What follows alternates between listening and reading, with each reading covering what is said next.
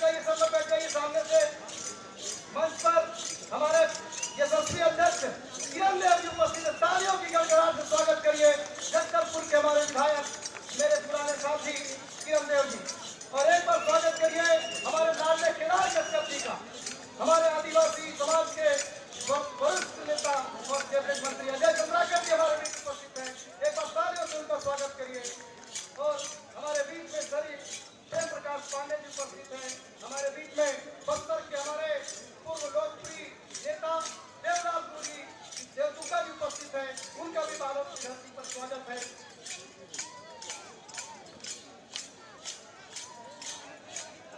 थोड़ा आवाज का बेस बढ़ाएं, आवाज थोड़ा बढ़ाएं। देवलाल दुग्गा जी, किरण देव जी, हमारे बीच में मीना साहू जी, राकेश यादव जी, वीरेंद्र साहू जी, देवलाल ठाकुर जी, प्रीतम साहू जी सहित वरिष्ठ सारे लोग हैं। और मेरा आग्रह है कि जब राजनाथ सिंह जी आ जाएं तो अपने अपने स्थान को छोड़ना नहीं, जैसी सूचना मिलेगी उसके हिसाब से ही, क्योंकि सिक्योरिटी वालों का विशेष निवेदन है। बस आपके बीच आ रहे हैं।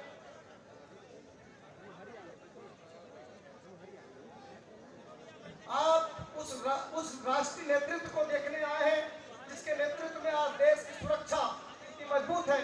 थोड़ा सामने आ जाएंगे जो लोग पीछे बैठे हैं। और आप सबका उत्साह बताता है कि बालोद जिले से इस बार कांकेर लोकसभा को हम हजारों लाखों वोटों की लीड करके देंगे। आप मेरी बात से सहमत है? दोनों हाथ उठाकर फिर एक बार, फिर एक बार।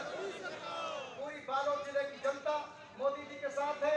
लीजिए तालियों की गड़गड़ाहट से स्वागत करिए देश के यशस्वी रक्षा मंत्री राजनाथ सिंह जी, हमारे भारतीय जनता पार्टी के राष्ट्रीय अध्यक्ष रहे, युवा मोर्चा के जिला अध्यक्ष रहे, युवा मोर्चा के राष्ट्रीय अध्यक्ष रहे। तारीफ गूंजनी चाहिए, जोर से तालियों से स्वागत करिए। राजनाथ सिंह जिंदाबाद, नरेंद्र मोदी जिंदाबाद। मैं सभी मंचस्थ अतिथियों से अपना स्थान ग्रहण करने के लिए निवेदन करता हूं और माननीय राजनाथ सिंह जी का और चुनीलाल जी साहू हमारे सांसद महासमुंद के, अगर आप भी हैं तो पवन साहू जी, मैं माननीय राजनाथ सिंह जी को स्मरण दिलाना चाहता हूं कि 2003 में हमने ऐसी एक जगह में आपकी सभा मांगी जिसके लिए लोगों ने कहा कि यहाँ पे कोई सभा नहीं होती, लोग नहीं आते, यहाँ भाजपा कभी जीतती नहीं। हम लोगों ने कहा था तारा चंद जी साहू से कि हम राजनाथ सिंह जी को बुलाएंगे और वो विधानसभा बहुत सालों के बाद पहली बार खेरखा विधानसभा के सूर्य गांव में 2003 में राजनाथ सिंह जी आए थे और हम बहुत बहुमत से सभा जीते थे। फिर एक बार 20-25 साल के बाद हमारे बीच में है। जोर से तालियों से स्वागत करिए देश के यशस्वी हमारे पूर्व राष्ट्रीय अध्यक्ष और रक्षा मंत्री। मैं पवन साहू जी से आग्रह करता हूं कि वो स्वागत करें। पुष्पाल से भरत मटियारा जी, अंकज शर्मा जी, प्रीतम साहू जी, वीरेंद्र साहू जी, देवलाल ठाकुर और राकेश यादव जी, माननीय राष्ट्रीय अध्यक्ष जी का तब तक एक ताली बनती है साहब, जिन्होंने पूरे देश के लिए अपना जीवन अर्पित किया। मोहन मंडावी जी से आग्रह है कि वो भी स्वागत करें, अजय चंद्राकर जी सहित सारे लोग। और भारत माता की, भारत माता की। मैं हमारे क्लस्टर के प्रभारी अजय चंद्राकर जी से आग्रह करता हूँ कि आप स्वागत करें। माननीय प्रेम प्रकाश जी पांडे हमारे समन्वयक हैं, आप भी स्वागत करें। माननीय केदार कश्यप जी से आग्रह है कि हमारे चुनाव में प्रभारी है वो, आप भी स्वागत करें। किरण देव जी के स्वागत के लिए सुरेश निर्मल बालोद शहर मंडल अध्यक्ष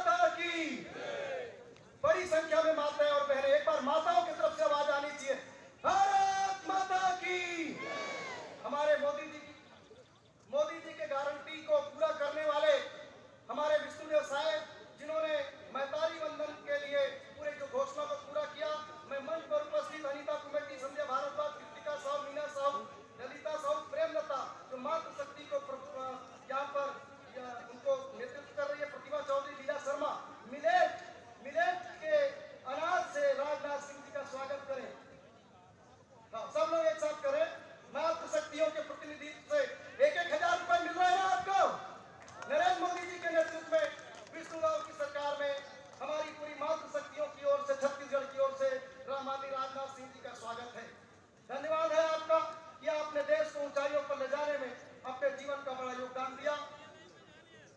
मैं आप सबसे निवेदन करता हूँ, दीपा साहू जी हमारी महिला मोर्चा की जिलाध्यक्ष, मीना साहू जी, प्रतिभा चौधरी जी, संजय भारद्वाजी, ललिता साहू जी, प्रेमलता साहू जी, जनपद, आप स्थान ग्रहण करेंगे। हम सभा हमारा सबका स्वागत है भाई, स्वागत है राजनाथ सिंह का स्वागत है, स्वागत है भाई, आप स्वागत सबका है। अनिता कमेटी जी हमारी पंचायत भारत माता की, मैं भारत नारी वंदन माता की। योजना, नारियों के सम्मान उत्थान के लिए भारतीय जनता पार्टी की मोदी सरकार और राजनाथ सिंह की सरकार ने जो काम किया है वो आज हमको दिखता है। मैं आमंत्रित करता हूं लोकसभा कांकेर के चुनाव समन्वयक प्रेम प्रकाश पांडे जी, आप आए और आज के स्वागत भाषण के लिए आप सादर आमंत्रित हैं।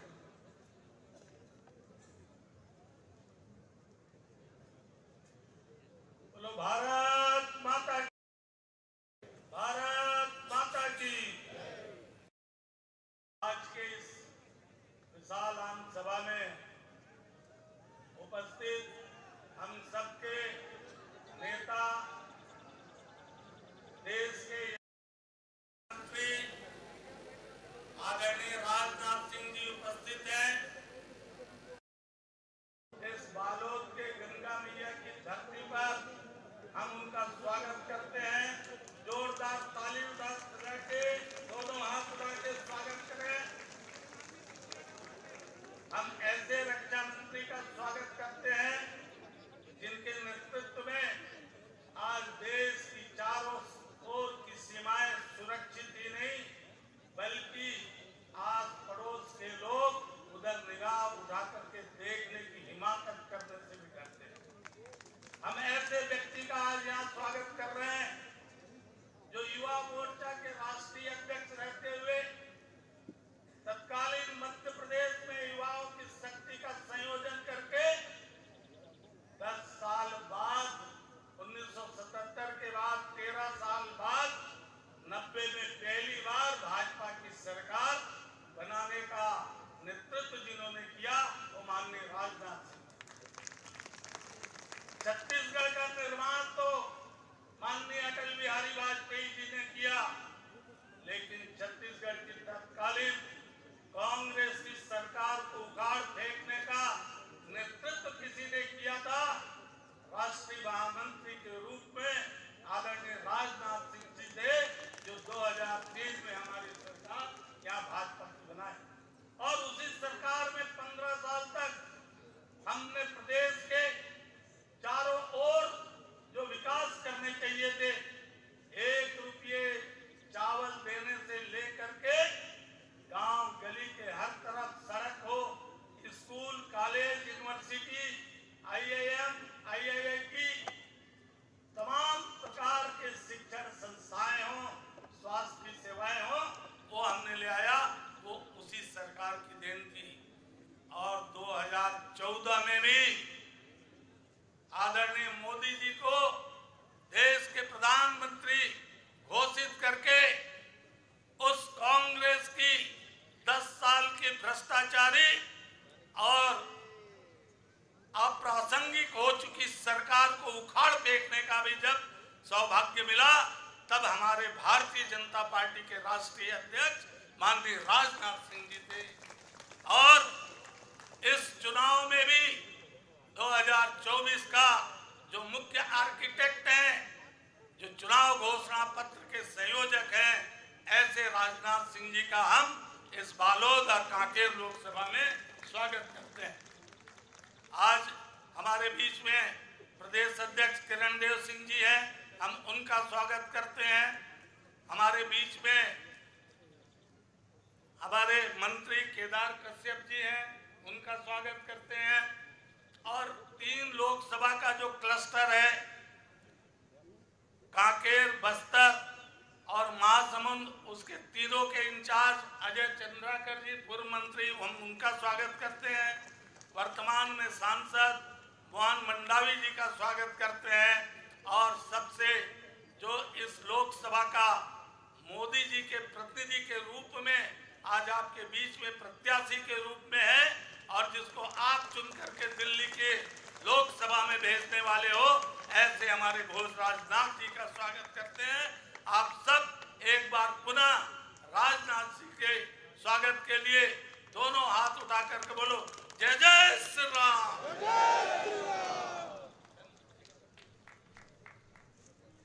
मैं आमंत्रित कर रहा हूं हमारे लोकसभा के प्रत्याशी भोजराज नाग को एक बार जय जय श्री राम करके आशीर्वाद दीजिए। जय जय श्री राम, जय जय श्री राम।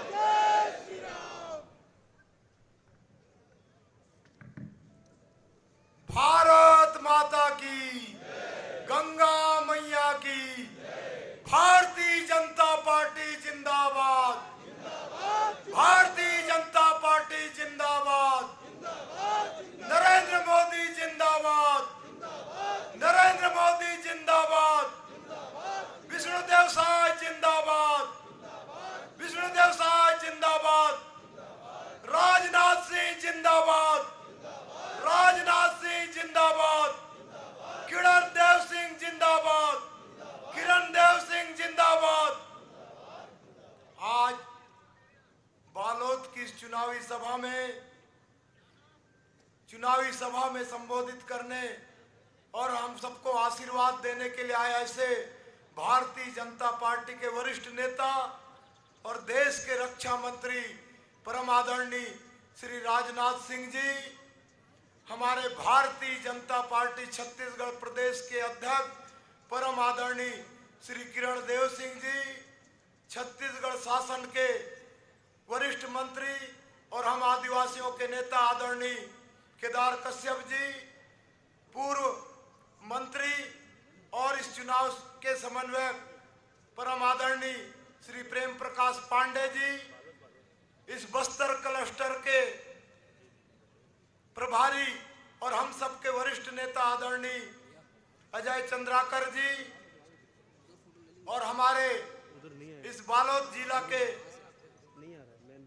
जिला अध्यक्ष आदरणीय पवन साहू जी और भारतीय जनता पार्टी के सभी मंच में विराजमान वरिष्ठ एवं कनिष्ठ कार्यकर्ता भाइयों, इस सभा में आए हुए सभी माताएं बहनें, नौजवान साथियों एवं सभी वरिष्ठ जन को मैं सादर प्रणाम करता हूं, नमस्कार करता हूं। देश के सबसे लोकप्रिय नेता आदरणीय नरेंद्र मोदी जी ने गांव, गरीब, किसान, महिला और नौजवान सभी वर्गों के लिए बहुत बढ़िया योजना बनाया।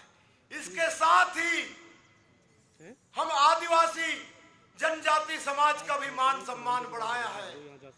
देश की प्रथम महिला राष्ट्रपति महामहिम द्रौपदी मुर्मू जी, जो आदिवासी समाज की बेटी है, उसको राष्ट्रपति बनाने का काम किया। इसके साथ ही इस छत्तीसगढ़ प्रदेश में हमारे आदरणीय विष्णुदेव साय जी को मुख्यमंत्री बनाने का काम किया और हिंदुस्तान के इतिहास में पहली बार आदिवासी बैगा पुजारी को कांकेर लोकसभा का सांसद का प्रत्याशी बनाया। आज इस चुनावी सभा में परम आदरणीय राजनाथ सिंह जी हम सबको आशीर्वाद प्रदान करेंगे। ये नवरात्रि का पावन पर्व चल रहा है। इस पावन पर्व में मैं एक देवी के पुजारी होने के नाते और भारतीय जनता पार्टी के प्रत्याशी होने के नाते सभी माताओं बहनों से, जो कि माता और देवी के स्वरूप हैं, और हमारे वरिष्ठ जन और नौजवान भाइयों से, जो कि लोकतंत्र में जनता को जनार्दन कहा जाता है, पंच सरपंच की चुनाव हो चाहे विधायक सांसद की चुनाव हो, जब तक के जनता उसको वोट देती है तभी वह प्रत्याशी प्रतिनिधि के रूप में चुना जाता है। और आज मैं आप सब लोगों से, जनता जनार्दन से हाथ जोड़ करके आशीर्वाद मांगता हूं कि मुझे इस नवरात्रि के पावन पर्व में आशीर्वाद प्रदान करें और इस प्रत्याशी को, इस पुजारी बैगा को एक प्रतिनिधि बना करके कांकेर लोकसभा क्षेत्र में सेवा करने का अवसर दे। आदरणीय नरेंद्र मोदी जी ने राम मंदिर का भव्य निर्माण किया और उस मंदिर के उद्घाटन में भारत देश के साथ साथ विश्व के बड़े बड़े साधु संतों को बुलाया गया था और उसी कार्यक्रम में बस्तर के एक आदिवासी बैगा पुजारी के नाते मुझे भी जाने का सौभाग्य प्राप्त हुआ। यह हम सबके लिए बहुत ही परम सौभाग्य की बात है। जब भगवान श्री रामचंद्र जी को वनवास हुआ था उस समय बस्तर में दंडकारण्य में उन्होंने वनवास काल का 10 वर्षों से अधिक समय व्यतीत किया था। उस समय हमारे आदिवासी समाज के पुरखा पूर्वज बानर के रूप में, भालू के रूप में, गिद्ध और गिलहरी के रूप में भगवान राम का साथ दिए थे और भगवान राम के सेना में रह करके उस असुर राज रावण के सत्ता को समाप्त किए थे और राम राज्य की स्थापना किए थे। और आज आदरणीय नरेंद्र मोदी जी ने भव्य राम मंदिर निर्माण करके इस देश में और दुनिया में राम राज्य की स्थापना का डंका बजाया है। आने वाला समय में राम राज्य और भारत विश्व गुरु बनेगा, दुनिया में राम राज्य की स्थापना होगी। इसी कल्पना को लेकर के भारतीय जनता पार्टी काम कर रही है। आप सब लोग काफी संख्या में उपस्थित हुए हैं और आदरणीय राजनाथ सिंह जी भोजराज बैगा को आशीर्वाद देने के लिए आए हैं। आप सबको बहुत बहुत बधाई, बहुत बहुत हार्दिक अभिनंदन करता हूं और सबको प्रणाम करते हुए अपनी वाणी को विराम देता हूं। जय जय श्री राम, जय जय श्री राम। निश्चित आप सबका आशीर्वाद हमारे प्रत्याशी भोजराज जी को मिलेगा। सहज सरल सरपंच से लेकर यहाँ संघर्ष करते हुए जनता और सनातन के लिए काम कर रहे हैं। मैं आमंत्रित करता हूँ हमारे प्रदेश के यशस्वी अध्यक्ष, युवा मोर्चा के समय से मेरे साथी रहे किरण देव सिंह जी, जो जगदलपुर के विधायक भी हैं, जोर से तालियों से स्वागत करके प्रदेश अध्यक्ष का अभिवादन करें और भरोसा दिलाएं कि हम यहाँ से लीड दिलवाएंगे। बहुत बहुत धन्यवाद यशवंत जी। इस लोकसभा चुनाव में आज के इस जनसभा में, और ये हम सबके लिए परम सौभाग्य का विषय है कि इस जनसभा को संबोधित करने के लिए हम सबके बीच पूरे देश की सुरक्षा बड़ी दृढ़ता के साथ संभाले हुए हैं ऐसे देश के रक्षा मंत्री, हमारे पूर्व राष्ट्रीय अध्यक्ष भारतीय जनता पार्टी के और हमारे इस छत्तीसगढ़ के प्रभारी भी रहे हैं, जिनका आशीर्वाद लगातार भारतीय जनता पार्टी को छत्तीसगढ़ में लगातार मिलता रहा वर्षों तक। ऐसे आदरणीय राजनाथ सिंह जी का आज की इस जनसभा में मैं हार्दिक अभिनंदन करता हूं, बहुत बहुत स्वागत करता हूं। अभी अभी जिन्होंने आप सभी से आशीर्वाद मांगा, इस लोकसभा के प्रत्याशी हमारे आदरणीय भोजराज नाग जी, हमारे मंच पर भारतीय जनता पार्टी वरिष्ठ नेता के रूप में और इस पूरे लोकसभा को समन्वय की दृष्टि से देख रहे हैं पूर्व मंत्री, पूर्व विधानसभा के अध्यक्ष आदरणीय प्रेम प्रकाश पांडेय जी, छत्तीसगढ़ शासन में हमारे वरिष्ठ मंत्री के रूप में आदरणीय केदार कश्यप जी, पूर्व मंत्री इस क्लस्टर के इंचार्ज वर्तमान में विधायक आदरणीय अजय चंद्राकर जी, आदरणीय सांसद मोहन मंडावी जी, आदरणीय जिला अध्यक्ष पवन साहू जी, यज्ञदत्त शर्मा जी, हमारे इस जिला के जितने सभी वरिष्ठ नेतागण हैं, सभी पूर्व में जो विधायकगण हैं, सभी मातृशक्तियां मंच पर विराजमान है, हमारे पवन साहू जी, देवलाल ठाकुर जी सहित और यशवंत जी जो इस पूरे कार्यक्रम का संचालन कर रहे हैं। बहुत ज्यादा विषय मैं आपके सामने नहीं रखूंगा, समय की भी अपनी बाध्यता है और हम सब आदरणीय राजनाथ सिंह जी को सुनने आए हैं, लेकिन एक दो छोटी छोटी बातें आपके सामने रखना चाहूंगा। राजनीति के क्षेत्र में सरकारों का आना जाना, बनना बिगड़ना, ये समय समय पे चलते रहता है, लेकिन हमने सालों में कांग्रेस की सरकार के कार्यक्रम कार्य योजना, उनकी जो रंग ढंग है, उसके जिस तरीके से उसने छत्तीसगढ़ में जनता को लूटा, भय, भूख, भ्रष्टाचार, अत्याचार, अनाचार की सीमाएं लांघने, बहुत विश्वास किया था जनता ने। 70 से भी ज्यादा विधानसभा विधायक जीत के उनको दिया था। जिस तरीके से जनता के साथ उन्होंने विश्वासघात किया, और आप, मैं भाजपा की बात करता हूं, भारतीय जनता पार्टी की सरकार, केंद्र में आदरणीय मोदी जी की सरकार, उनकी गारंटी की योजनाएं आज पूरे छत्तीसगढ़ में ही नहीं, पूरे देश में एक साथ ऐसी कई योजनाएं हैं जो घर घर तक पहुंच रही है। यहां बैठे आप सभी लोग, जनता जनार्दन से मैं उनके समक्ष ये बात रखना चाहता हूं, ये अंतर तो आज आपको करना पड़ेगा। इसके पहले आजादी के बाद 60 साल से भी ज्यादा समय तक कांग्रेस की सरकार रही है, और उस समय की सरकार कांग्रेस की नारों से चला करती थी, और इस कांग्रेस का हाथ और गरीबों का साथ, गरीब बढ़ते चले गए। 10 साल में आदरणीय प्रधानमंत्री मोदी जी ने अपनी कल्याणकारी योजनाओं से हमारे इस देश का, हमारे देशवासियों का मान सम्मान पूरे विश्व के मानचित्र पर सबसे ऊपर रखने का काम किया है।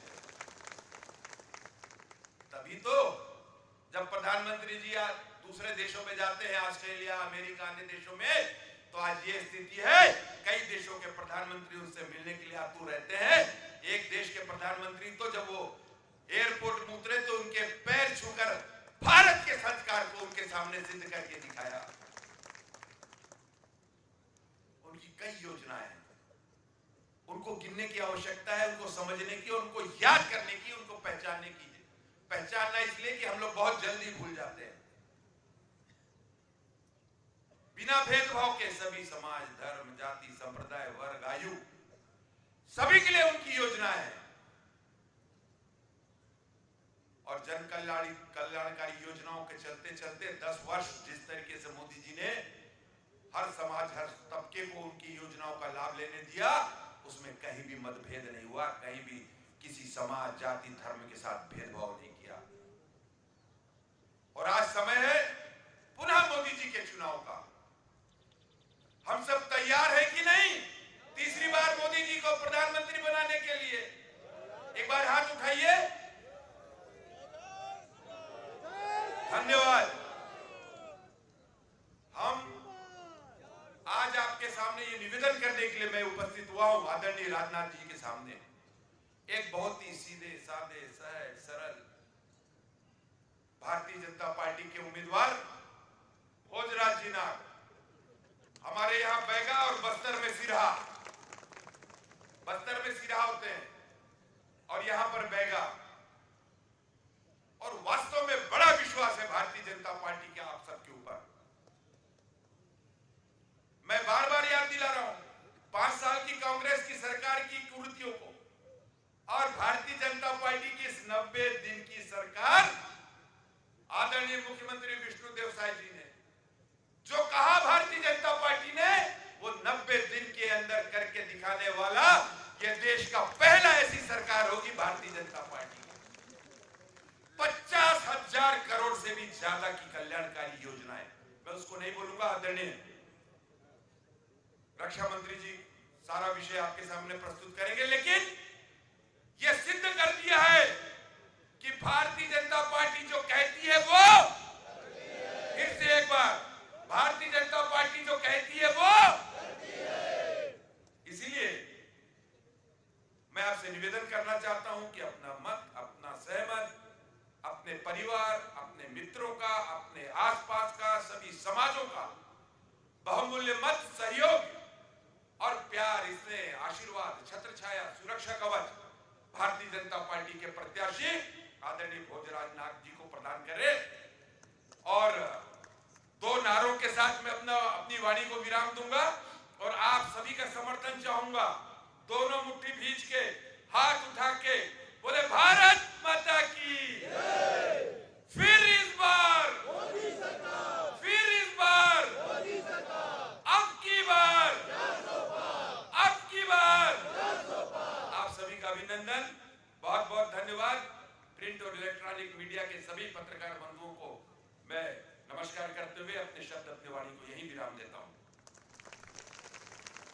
धन्यवाद प्रदेश के यशस्वी अध्यक्ष किरण जी। जब सभा मिली राजनाथ सिंह जी की, हम सब उत्साहित थे कि हमको उनकी खड़कती आवाज सुनने मिलेगी। 2 दिन से प्रकृति की मन अच्छा था, सबका उद्देश्य अच्छा था। राजनाथ सिंह जी, प्रभु कृपा थी, आपका आना तय था, आप आए।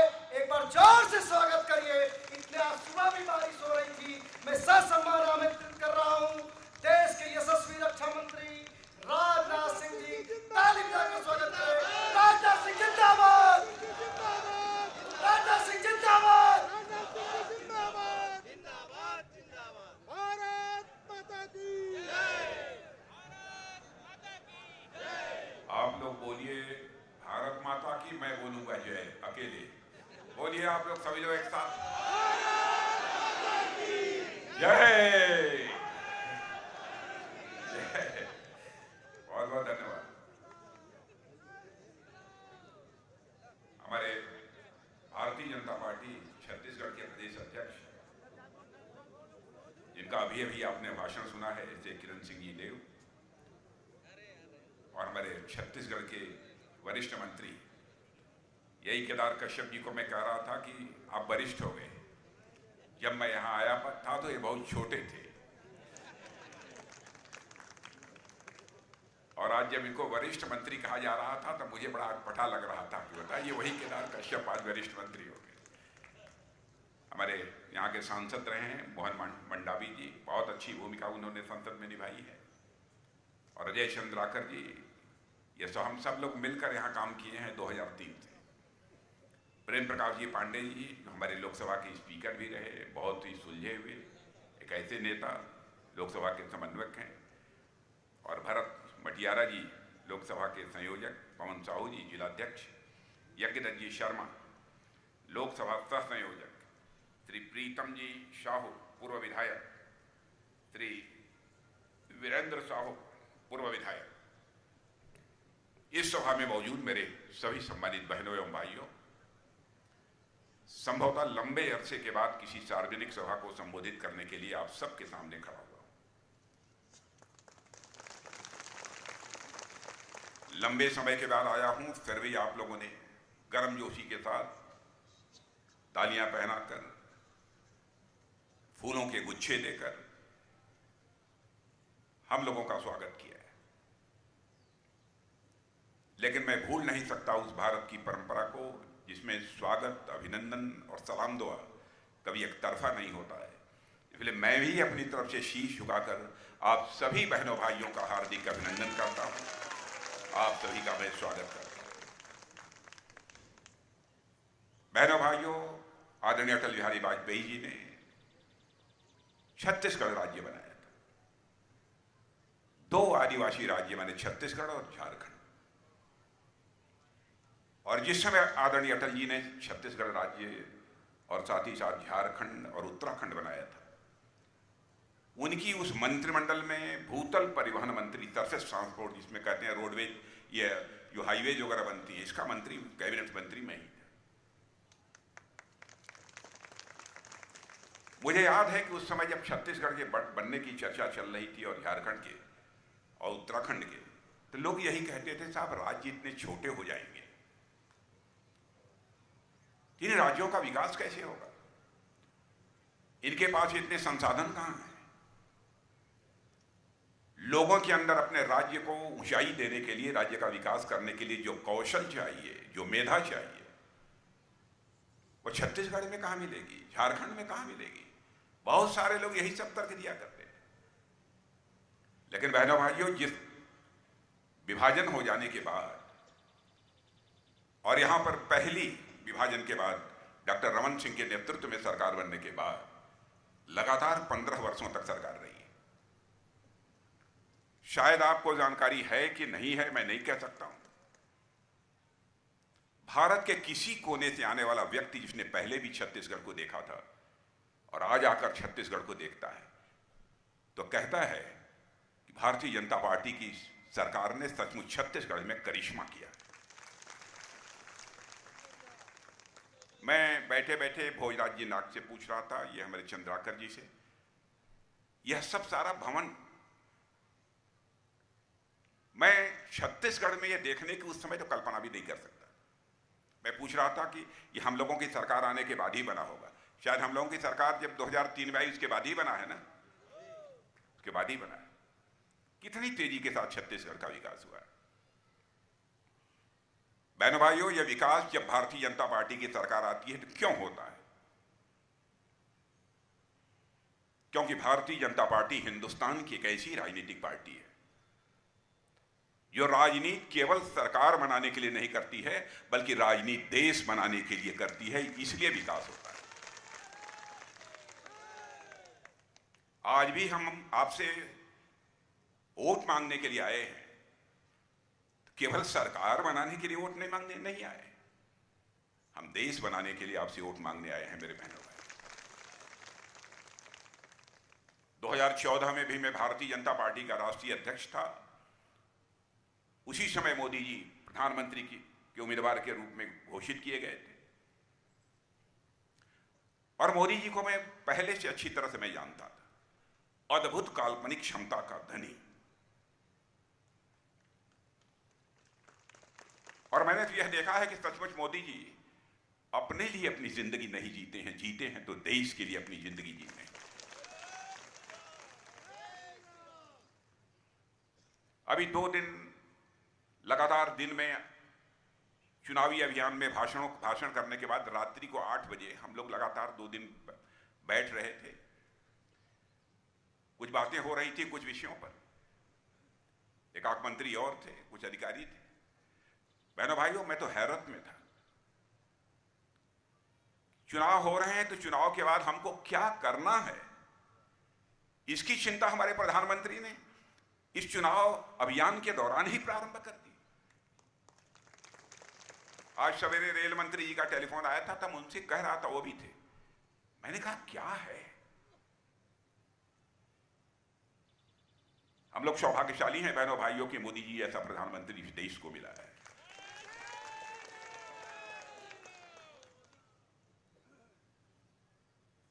और मैं पूरी तरह से आश्वस्त हूं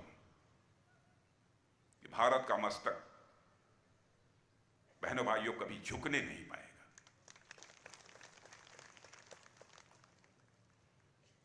सारे विश्व में भारत के बारे में धारणा पहले क्या थी? धारणा यही थी सारे विश्व में भारत के बारे में कि भारत कमजोर भारत है। भले ही हमारी जनसंख्या अधिक थी, गरीब भारत है। लोग कहते थे खाने के बाद यहां सो जाते हैं, काम नहीं करना चाहते हैं। भारत के बारे में विदेशों में पहले यही धारणा बनी हुई थी। आप कल्पना करिए, छोटा सा देश पाकिस्तान, वह भी कभी कभी जुर्रत करता था भारत को आंख दिखाने की। लेकिन आज आपको जानकर खुशी होगी मेरे बहनों भाइयों, दुनिया के अधिकांश देशों में मेरा जाना हुआ है, जाता हूं, अंतर्राष्ट्रीय मंचों पर मैं अपने विचार व्यक्त करता हूं। लेकिन आज यदि मैं दुनिया के दूसरे देशों में जाता हूं, जो सम्मान भारत के मंत्री होने के नाते मुझे प्राप्त होता है, उससे स्वाभाविक रूप से मेरा सीना चौड़ा हो जाता है। मैं बार बार कहता हूं, विश्व में भारत की प्रतिष्ठा बढ़ी है। पहले विश्व के मंचों से भारत कुछ बोलता था तो दुनिया कहती थी भारत कमजोर देश है। अरे क्या, चलो, मैंने देखा था, पहले भी मंत्री रह चुका हूं। लोग कहते थे कि 2-3 कंट्रीज हैं कमजोर या बोल लेंगी, फिर उसके बाद आकर जो बड़े देशों के जो लीडर्स होते थे वो आके बैठते थे। और आज यदि हम जाते हैं अंतर्राष्ट्रीय मंचों पर बोलने के लिए, तो बहनों भाइयों, जब कई लोग बोल लेते हैं, जब भारत की बारी आती है, अल्फाबेटिकल होता है, A-B-C-D से नाम बुलाया जाता है। उसमें कौन ताकतवर है कौन कमजोर है, इस आधार पर बोलने का अवसर नहीं दिया जाता। जब भारत के बोलने का समय आता है मेरे बहन भाइयों, तो जो भी कहीं इधर चाय पीने के लिए बाहर के वॉशरूम के लिए गए होते हैं, वह सब आकर बैठ जाते हैं कि भारत को बोलना है। आज यदि अंतर्राष्ट्रीय मंचों पर भारत कुछ बोलता है तो दुनिया कान खोलकर सुनती है कि भारत बोल क्या रहा है। यह भारत की हैसियत दुनिया में बनी। भारत गरीब भारत है। करिश्मा किया है प्रधानमंत्री ने, करिश्मा किया है मोदी जी। विश्व के किसी भी देश में नहीं हुआ है मेरे बहनों भाइयों। और मैं प्रेस के दोस्तों से भी कहना चाहता हूं, जो भी बातें मैं बोल रहा हूं, कहीं मेरी एक भी बात गलत हो तो अपने अखबार के पन्नों पर लिख देंगे, मैं उसका स्वागत करूंगा। क्योंकि जिंदगी में हमने राजनीति की है तो जनता की आंखों में धूल झोंक कर राजनीति नहीं की है, जनता की आंखों में आंख डालकर राजनीति की है, इसलिए मैं कह रहा हूं। चित्र अंतरराष्ट्रीय जगत में बदला हुआ है। अब यही भारत धन दौलत, इसे अर्थव्यवस्था के आकार कहते हैं, इकोनॉमी की साइज जिसे अंग्रेजी में कहते हैं, धन दौलत के मामले में जो भारत दुनिया में 2014 में हम लोगों की सरकार आने के बाद 11वें स्थान पर खड़ा था, वह भारत 7 वर्षों के अंदर ही जंप लेकर आज दुनिया के देशों में 5वें स्थान पर आ गया है। और मैं नहीं कह रहा हूं, भारत के लोग नहीं कह रहे हैं, दुनिया के लोग, बड़े बड़े अर्थशास्त्री और बहुत बड़ी बड़ी वित्तीय संस्थाएं जिन्हें फाइनेंशियल फर्म्स कहते हैं, वह दावा कर रही हैं, अरे साहब, दुनिया की सबसे तेजी से आगे बढ़ने वाली अर्थव्यवस्था इस समय किसी की है तो बहनों भाइयों हमारे और आपके देश या भारत की है। सबसे तेजी से आगे बढ़ने वाली अर्थव्यवस्था यदि कहीं की है, भारत की है। और कहते क्या हैं वो सब, जो अंग्रेजी में उसे फाइनेंशियल फर्म कहते हैं, जो वित्तीय संस्थाएं हैं, जो दुनिया के सभी देशों के अर्थव्यवस्था का लेखा जोखा करती रहती है, उन्होंने कहा है कि वह दिन दूर नहीं है, 2026 समाप्त होने के बाद 2027 आने तक यह भारत अर्थव्यवस्था के आकार के मामले में, धन दौलत के मामले में दुनिया की टॉप 3 कंट्रीज में खड़ा हो जाएगा। दुनिया के 3 देशों में, अमेरिका, चाइना और भारत। और बहने भाइयों, जितना मैं प्रधानमंत्री के बारे में जानता हूं, मोदी जी के बारे में, बहुत पुराना रिश्ता है, बहुत पुराना संबंध है। जो मैं क्षमता जानता हूं अद्भुत, ईश्वर की महती अनुकंपा है उनके ऊपर। और मुझे तो कभी कभी लगता है कि शायद मोदी जी को परमात्मा ने भारत को विश्व की महाशक्ति बनाने के लिए ही हम लोगों के बीच भेजा है।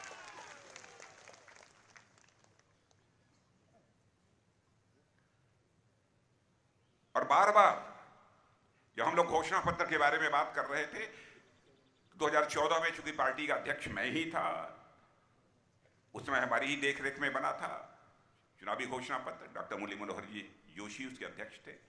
2019 में भी प्रधानमंत्री जी ने कहा, राजनाथ जी आप जिम्मेदारी संभालिए, और 2024 में भी उन्होंने कहा कि आप ही जिम्मेदारी संभालिए। एक एक चीज को देखते हैं, कहते हैं इसमें ऐसा कुछ नहीं होना चाहिए जो हम न कर पाए।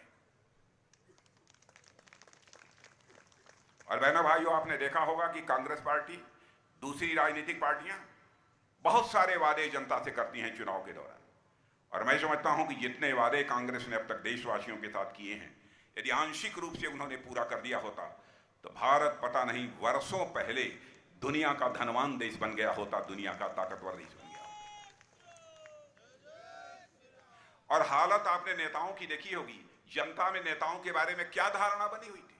अरे साहब, नेताजी हैं, नेताजी का मतलब झूठ बोलते हैं, नेताजी हैं ये तो कह रहे हैं, करेंगे नहीं, यह धारणा बनी हुई थी।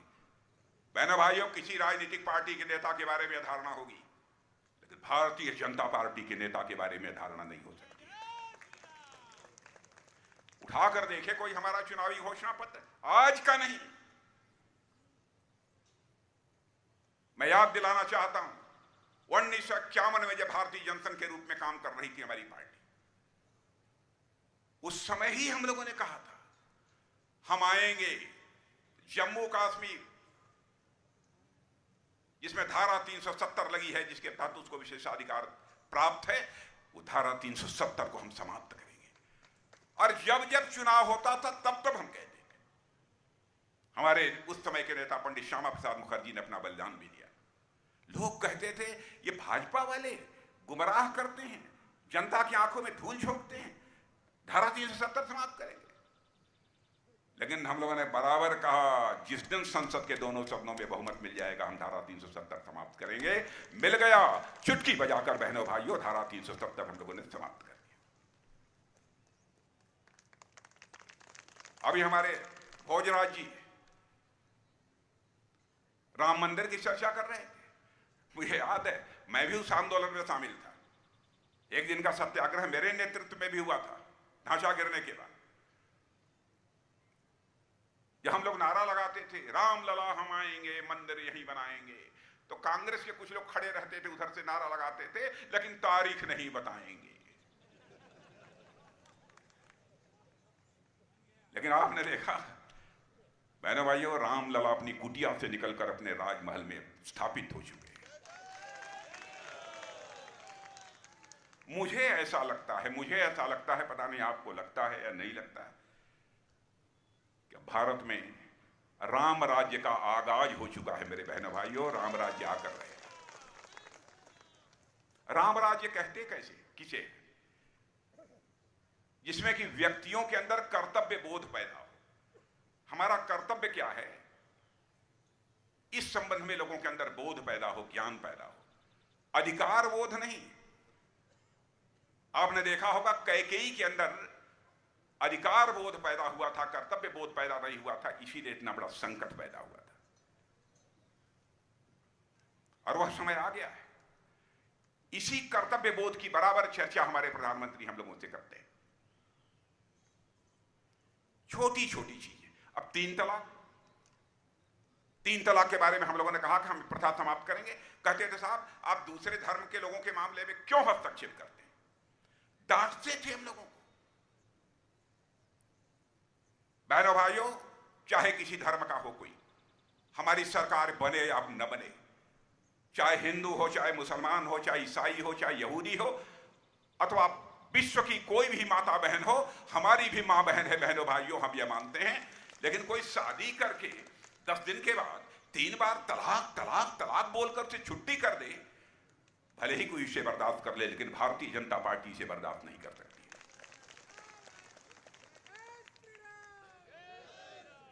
3 तलाक की प्रथा को भी हमने समाप्त कर दिया। यानी हम जो कहा है मैंने किया है। भारत की राजनीति में पैदा हुए विश्वास के संकट को हम लोगों ने चुनौती के रूप में स्वीकार किया है। मेरे बहनों भाई, हम लोगों की यह धारणा रही है, हमारे प्रधानमंत्री जी की सोच रही है, जब तक हर व्यक्ति का विकास नहीं होगा, और विकास केवल नहीं कि उसके बाद खाने पीने का साधन मुहैया हो जाए, उसका पढ़ाई भी होनी चाहिए, लिखाई भी होनी चाहिए, ज्ञान भी होना चाहिए, संस्कार भी होना चाहिए, सब कुछ होना चाहिए। तभी भी हम भारत को जो विश्व गुरु बनाना चाहते हैं, तभी हमारा विश्व गुरु भारत को बनाने का स्वप्न साकार हो पाएगा। इस चीज की बराबर चिंता हमारे लोगों ने की है। अब जैसे भारत में लोग भूखे रहेंगे तो राम राज्य की कल्पना की जा सकती है। बहनों भाइयों आप सदा सहता देखिए, इसकी आपने कल्पना नहीं की होगी। कोरोना का संकट जब पैदा हुआ, स्थान स्थान पर नौकरी करने वाले लोग जब काम बंद हो गया, उनके यहां अपने घरों को वापस हो रहे थे, पैदल वापस हो रहे थे। उस समय हमारे प्रधानमंत्री ने अपने दृढ़ इच्छा शक्ति का परिचय देते हुए कहा कि हिंदुस्तान में जब तक यह कोरोना का संकट है, हम 5 किलोग्राम राशन प्रति व्यक्ति प्रति परिवार हम मुहैया करेंगे। और वह सिलसिला तब से चला आ रहा है, और आज आप सुन लो, आज भी चल रहा है। और मैं आपको बताना चाहता हूं 2029 तक चलेगा बहनों भाइयों, से कोई रोक नहीं सकता। और मैं जानता हूं ईमानदारी से हमारी बात सही हो तो जरा बताइएगा। एक एक परिवार में मुझे जानकारी है कि 3-3, 4-4, 5-5 लोग 5-5 किलो ले रहे हैं। ये सही बात है कि नहीं?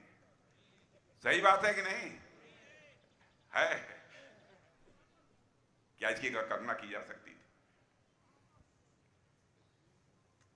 भ्रष्टाचार की चर्चा राजीव गांधी जी किया करते थे। एक बार कांग्रेस के शासन में जो भ्रष्टाचार रहा है, बहनों भाइयों एक भी सरकार कांग्रेस की ऐसी केंद्र की नहीं रही है जिस पर भ्रष्टाचार का आरोप न हो। आपने 5 वर्षों के लिए छत्तीसगढ़ में बना दी कांग्रेस की सरकार। बताइए, गोठन घोटाला, बहनों भाई गोबर घोटाला, सब गुड़ गोबर कर दिया है। बराबर घोटाले में जब कांग्रेस की सरकारें केंद्र में हुआ करती थी तो उसमें कभी जीप घोटाला, कभी राफेल घोटाला, कभी राशन घोटाला, कोई न कोई घोटाला यह बराबर हुआ करता था। यह कांग्रेस का चरित्र था। कभी रक्षा घोटाला, सीमाओं की रक्षा जिन हथियारों से होती है उसकी खरीद में भी घोटाला, घोटालों का दौर चल पड़ा था। लेकिन बहनों भाइयों, मैं सीना ठोक कर कह सकता हूं 10 वर्ष तक मोदी जी के नेतृत्व में सरकार रही है। भारत क्या दुनिया का कोई व्यक्ति उंगली उठाकर नहीं कह सकता कि एक भी कोई भ्रष्टाचार का आरोप हमारी सरकार के ऊपर लगा, एक भी आरोप हमारी सरकार के ऊपर लगा। अब कुछ लोगों के खिलाफ ईडी सीबीआई कार्रवाई कर रही है तो हमारे कुछ कांग्रेस के लोग कहते हैं अरे बताइए साहब, चुनाव आ गया, आप कार्रवाई करा रहे हैं। अरे भाई, ये एजेंसीज हैं, यहां से उनको जानकारी मिलेगी, गड़बड़ किया है, जनता का धन लूटा है, लोगों के आंखों में धूल झोंका है, लोगों का खून चूसा है, क्या एजेंसीज को कार्रवाई नहीं करनी चाहिए? और दूसरी चीज, यदि हमने गलत किया है तो कम से कम अदालत पर तो किसी का दबाव नहीं है। कोर्ट में जाकर आप राहत क्यों नहीं ले लेते हैं बहनों भाइयों? कोर्ट से भी उनको राहत नहीं मिल रही है, साल 1.5 साल 2 सालों से जेल में पड़े हुए। और हमारे मोदी जी ने कहा कि भ्रष्टाचार पर अंकुश लगाने का हमारा अभियान जब तक मैं रहूंगा तब तक हिंदुस्तान में चलता रहेगा। जनता को लूटने की इजाजत किसी को नहीं दी जा सकती। राजीव गांधी एक बार भारत के प्रधानमंत्री थे। उन्होंने भ्रष्टाचार को लेकर चिंता व्यक्त करते हुए कहा, क्या करें, हम ऊपर से 100 पैसा भेजते हैं लेकिन नीचे पहुंचते पहुंचते बामुश्किल 14 पैसा लोगों तक पहुंच पाता है। यानी 86 पैसा 100 पैसे में भ्रष्टाचार की भेंट चढ़ जाता। यह लाचारी व्यक्त की थी। मैं उनकी आलोचना नहीं कर रहा हूं, मैं किसी प्रधानमंत्री की आलोचना नहीं करता। स्वस्थ लोकतांत्रिक व्यवस्था में विश्वास करता हूं, हेल्दी डेमोक्रेसी, क्योंकि मैं मानता हूं प्रधानमंत्री व्यक्ति नहीं है, संस्था है। चाहे कहीं का गाली गलौज उसके साथ नहीं की जानी चाहिए, लेकिन मोदी जी को गाली देते हैं, ये लोग गाली देते हैं। मैं गाली नहीं दे रहा हूं किसी प्रधानमंत्री को। अब उन्होंने लाचारी व्यक्त की, 100 पैसा भेजता हूं 14 पैसा नीचे पहुंचता है। मोदी जी ने चुनौती को स्वीकार किया। और बहनों भाइयों, आज 100 पैसा ऊपर से चलता है तो 100 का 100 पैसा आपकी जेब में पहुंचता है, 100 का 100 पैसा आपकी जेब में पहुंचता है। भ्रष्टाचार पर अंकुश भाषण देकर नहीं लगाया जा सकता। भ्रष्टाचार पर यदि अंकुश लगाना है तो व्यवस्था में परिवर्तन करना होगा, तभी जाकर भ्रष्टाचार पर अंकुश लगाया जा सकता है। अब राशन लेने के लिए मैं ये पूरा विश्वास है, पता नहीं 5 साल में यदि यहाँ की कांग्रेस सरकार ने कुछ गड़बड़ किया हो तो मैं नहीं कह सकता हूं। आज यदि आधार कार्ड आप लेकर जाएंगे, एक छटाक भी हिम्मत नहीं है किसी की कम राशन आपको दे दे। आप जाइए, अंगूठा दबाइए और अपना 5 किलो लेकर सीधे राशन की दुकान से चले आइए। यह है कि नहीं है? तो है तो ताली बजाओ, नहीं है तो मत बजाओ। हम कैसे जानेंगे है कि नहीं है? क्योंकि बहनों भाइयों, मैं कोई बात झूठ नहीं बोलना चाहता। अब ये बतला रहे हैं कि कौन है पांडे जी? पांडे जी बतला रहे हैं पहले 5 किलो खा जाते थे। बहनों भाइयों, यदि आपके पेट पर किसी ने लात मारने की कोशिश की तो उसका स्थान उसका घर नहीं होगा, सरकार की जेल होगी, सरकार की जेल होगी। गरीब जिसके पास बीमार हो जाने पर इलाज कराने की व्यवस्था नहीं है, 5 लाख रुपए तक का मुफ्त इलाज, आयुष्मान भारत योजना। और बहनों भाइयों, आगे और देखते जाइए। कल हमारा चुनावी घोषणा पत्र जारी होगा, उसके पहले मैं कुछ नहीं कहना चाहता।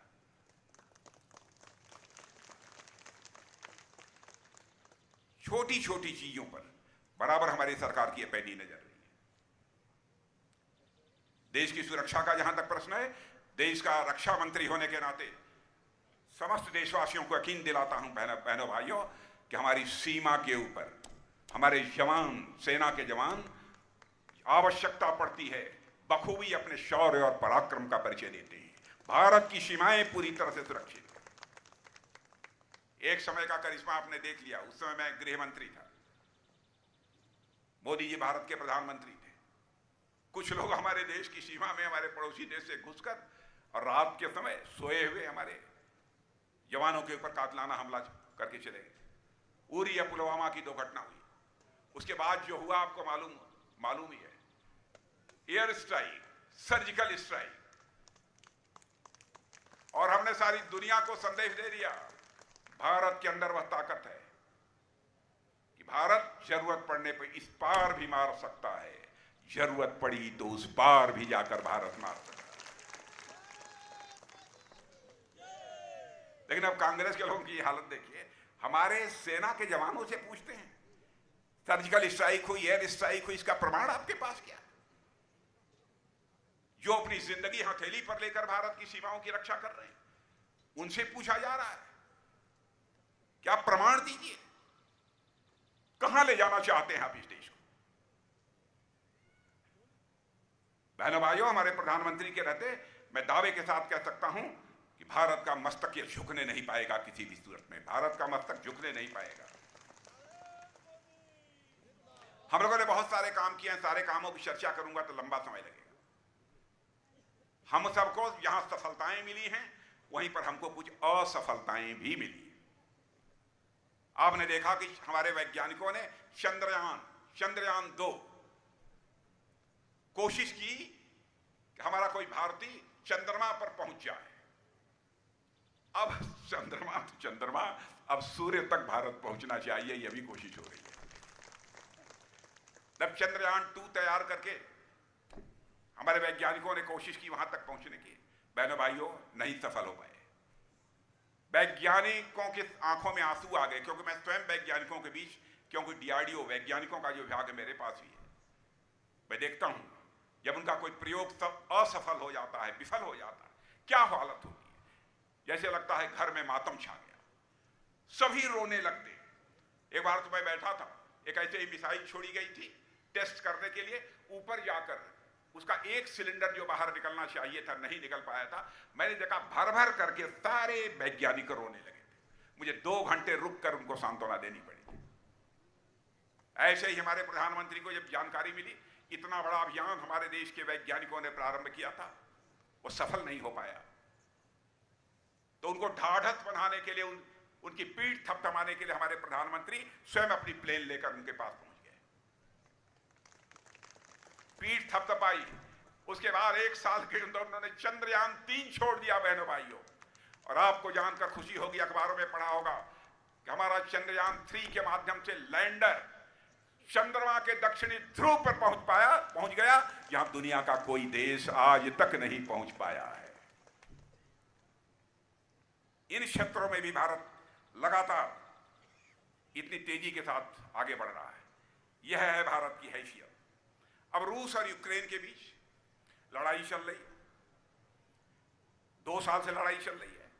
जब रूस और यूक्रेन के बीच जब युद्ध प्रारंभ हुआ था, तो बहुत सारे हमारे बच्चे यहाँ के भारत के यूक्रेन में पढ़ते थे। उनके माता पिता ने शोर मचाना शुरू किया, ए मोदी जी, चाहे जैसे भी हो, यूक्रेन से हमारे बच्चों को आप ले आइए भारत, पढ़ाई हो अथवा न हो, भाड़ में जाए, हमारे बच्चों की जिंदगी बचनी चाहिए। न कब रूस की मिसाइल गिर पड़े, कब उनकी जिंदगी चली जाए। बहनों भाइयों, दुनिया का कोई देश जो काम नहीं कर पाया, हमारे प्रधानमंत्री ने किया। चटपट टेलीफोन उठाया, रूस के राष्ट्रपति मिस्टर पुतिन से बात की, यूक्रेन के राष्ट्रपति मिस्टर जेलेंस्की से बात की, और अमेरिका के राष्ट्रपति मिस्टर बाइडेन से बात की। 4.5 घंटे के लिए युद्ध रुक गया और 22,500 हमारे भारतीय नौजवान यूक्रेन से भारत आ गए। यह है भारत, यह है भारत। कोरोना का संकट था, मैं दावे के साथ कहता हूं, यहां जितने आप लोग बैठे हैं, कम से कम 2 डोज नहीं तो 3 डोज कोरोना के वैक्सीन की आपको लगी होगी। लगी हो तो जरा हाथ उठा के बताइए, लगी है कि नहीं। और आज मैं आपको बतलाना चाहता हूं, शायद आपको भी जानकर, इवन अमेरिका जैसे विकसित देशों में भी सबको 2 डोज 3 डोज कोरोना की नहीं लगी है। लगी है तो केवल भारत में लगी है, 1 पैसा भी आपका खर्च नहीं हुआ है। यह है भारत। दुनिया के राष्ट्राध्यक्ष कह रहे हैं विश्व में 21वीं सदी किसी की होने जा रही है, तो भारत की होने जा रही है। मेरे बहनों भाई, भारत की होने जा रही है। मैं रक्षा मंत्री हूं, जब मैं रक्षा मंत्री बना था, हर चीज बाहर से आती थी, बाहर से आ रही, तो गोले, मिसाइल, बम, बारूद, फाइटर प्लेन, क्या तमाचा। मोदी जी प्रारंभ से कहते थे भाई अब आत्मनिर्भर बनो, आत्मनिर्भर बनो, भारत में बनना चाहिए। जब से प्रधानमंत्री बने हैं उनकी ये कोशिश है। बहन भाइयों, आज आपको जानकर खुशी होगी, हम 600 करोड़ का एक्सपोर्ट करते थे 2014 के पहले।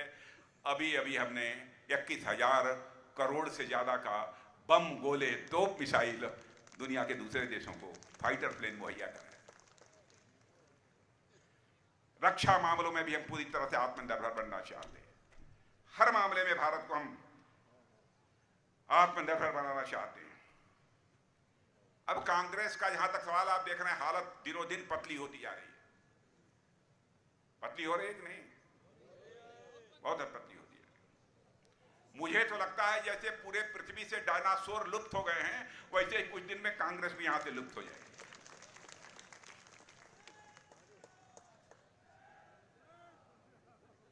और कल मैं उत्तराखंड में था, सार्वजनिक सभाओं को संबोधित कर रहा था, तो कुछ वहां पर थोड़ा सा कांग्रेस पहले कुछ थी, कुछ दम था। तो मैंने वहां की जनता से कहा, ऐसे ही बहुत भीड़ भाड़ थी, बड़ी अच्छी खासी संख्या में जनता थी। मैंने कहा साहब अब वहां कांग्रेस की सरकार भी कुछ दिनों तक रही। अरे मैंने कहा भैया कांग्रेस को छोड़ो, अब कांग्रेस पहाड़ चढ़ने लायक नहीं रह गई है, अब काफी बुजुर्ग हो गई है, काफी बुजुर्ग हो गई है। आप देखते होंगे रोज आपस में मारा मारी मची है। लोग पार्टी छोड़ कर, कांग्रेस छोड़कर भारतीय जनता पार्टी में आ रही, यह हालत हो गई। आप लोगों ने टीवी देखते हैं कि नहीं? आप लोग देखते हैं? बिग बॉस का शो देखा है? बिग बॉस का शो कितने लोगों ने देखा? जरा हाथ उठाइए। अरे वाह, बहुत लोगों ने देखा है ना। उस बिग बॉस का जो शो होता है, एक दूसरे का कपड़ा फाड़ते हैं, यही होता है बिग बॉस के शो में। कांग्रेस भी बिग बॉस का एकदम घर बनी हुई है, यहां भी एक दूसरे के सब कपड़े फाड़ रहे हैं। हालत ये हो गई। जंग लग गया है कांग्रेस में, बहन भाई, जंग लग गया है। और देखिएगा 2024 के चुनाव के बाद 5, 7, 8, 10 वर्षों के बाद अपने बच्चों से आप पूछेंगे कांग्रेस, तो बच्चे कहेंगे कौन कांग्रेस? यह हालत होती है। बहनों भाइयों, आपका समर्थन और विश्वास चाहिए। आज ये जनसमूह देखकर मुझे सचमुच बेहद खुशी हुई है। और हम अपने प्रत्याशी भोजराज जिन्ना, पहली बार इनको मैंने देखा है। जब टिकट तय होता है तब तो मैं रहता हूं, जब टिकट जब दिया जाता है तब तो मैं रहता हूं। इधर देखिए,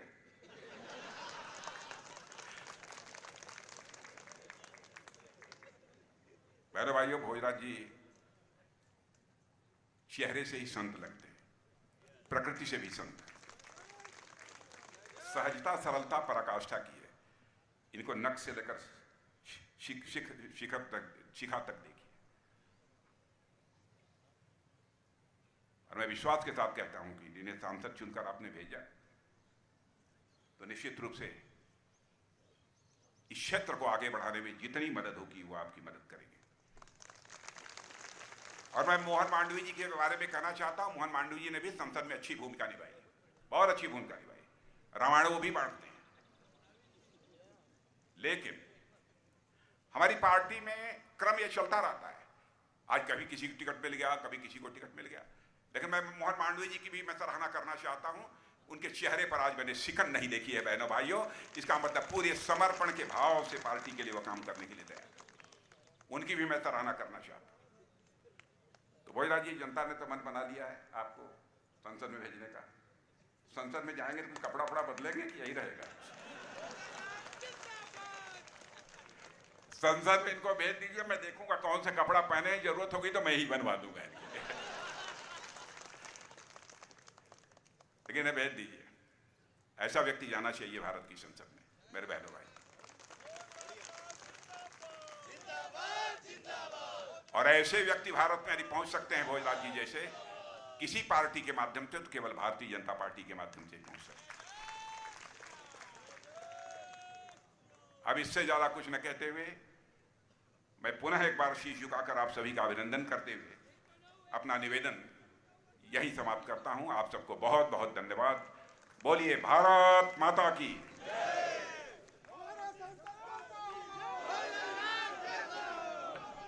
बहुत बहुत धन्यवाद माननीय राजनाथ सिंह जी का, उनकी गर्ममय उपस्थिति और शानदार उद्बोधन के लिए, हमारा मार्गदर्शन करने के लिए, उत्साह बढ़ाने के लिए जिलाध्यक्ष पवन साहू जी से निवेदन करता हूँ आए।